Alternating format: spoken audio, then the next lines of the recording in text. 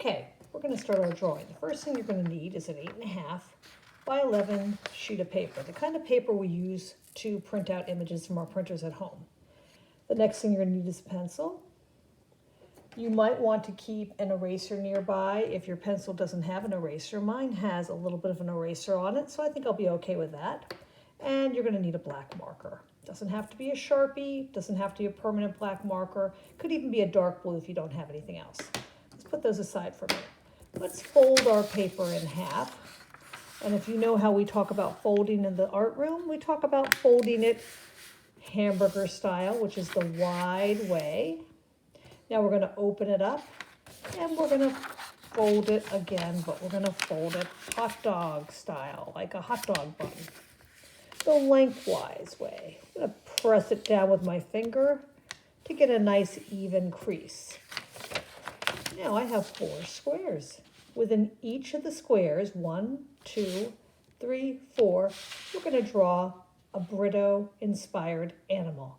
Let's get started first by making a Brito-inspired bear.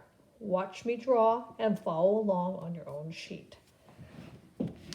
So we're going to start with a little circle here.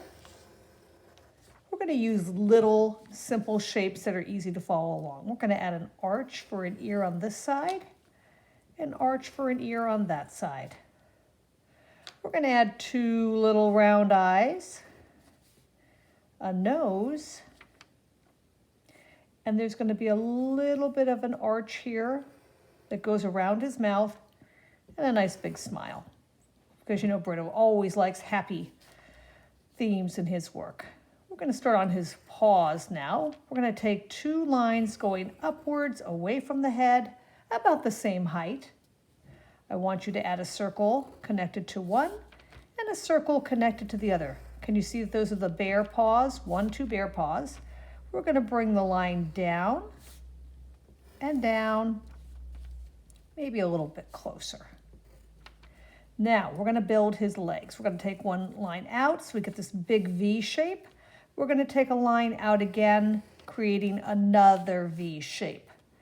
Add those circles just like you did before for the bottom paws of the bear. And now we're going to bring one leg in, the other leg in where they meet in the middle.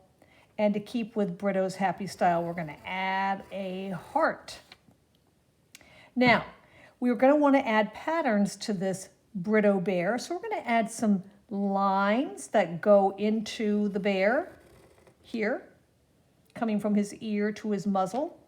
We're going to add a line here. And let's not forget to add those inner ear shapes, by the way. I'm going to go right over that and add the 2 pink inner ear shapes.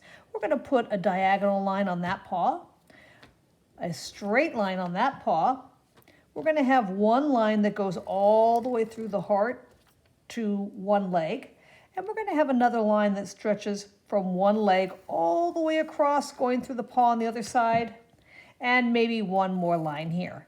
Each one of these shapes is going to be an area where you can add Brito patterns. You can leave some shapes solid, but we'll talk about that later. Now let's get on to the next animal.